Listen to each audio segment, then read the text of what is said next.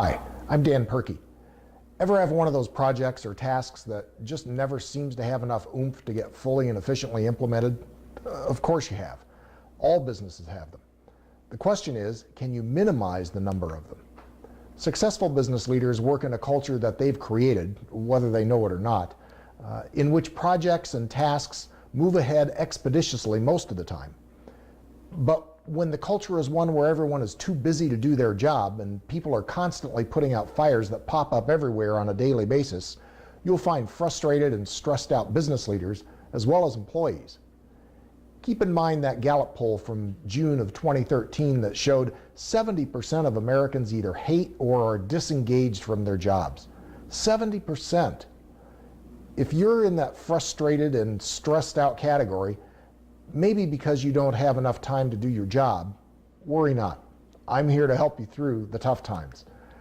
While I don't have the empirical evidence to back it up, my experienced gut tells me that probably 75% of the time, the real root cause of issues that plague executives is ineffective communication. Now, that answer is almost anticlimactic. It sounds trite, just another meaningless platitude, but that's only to the uninitiated.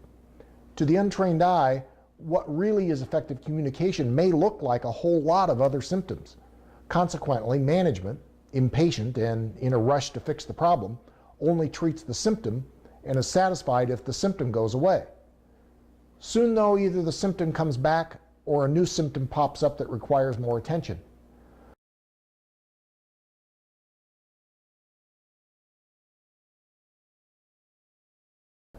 So here's a great rule of thumb for you to keep in mind. When you're digging to find out why something isn't working, particularly a given process that was originally designed to help but is actually now hurting, and you haven't landed on a reason for that involves ineffective communication, then you probably haven't dug deep enough. By not digging deep enough, the issue perpetuates. You may put a Band-Aid on it, but Band-Aids eventually fall off and expose the wound again, opening it up to infection. Maybe to a degree that's worse than it was before the Band-Aid was put on. I like to play a game of 6 degrees of separation. You know the theory that everyone in the world can make a personal connection to the actor Kevin Bacon in a maximum of 6 steps? For example, a person A knows person B who worked as the production manager on a Kevin Bacon film.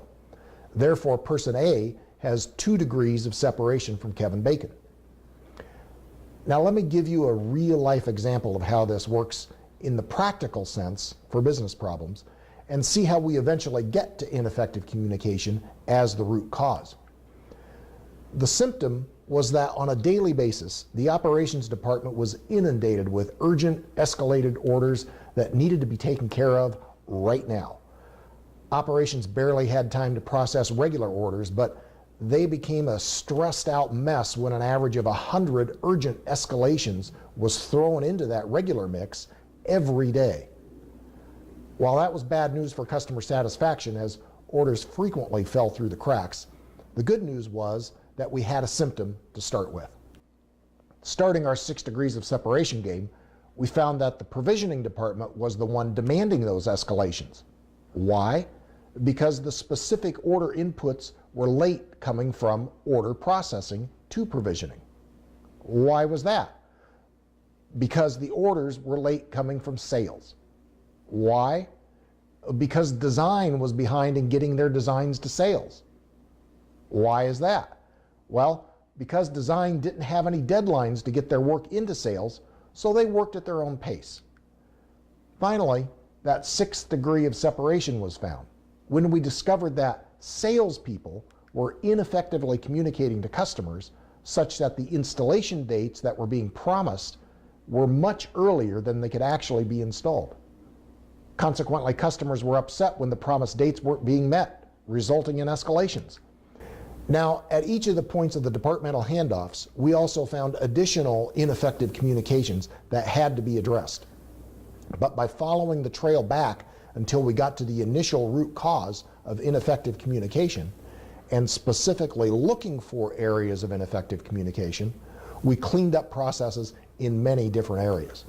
We weren't satisfied with dealing with the apparent symptoms that seemingly never got fixed. Each department's previous attempts at fixes had consisted primarily of pointing the finger and blaming the upstream department for being late and assuming that department would fix their problems.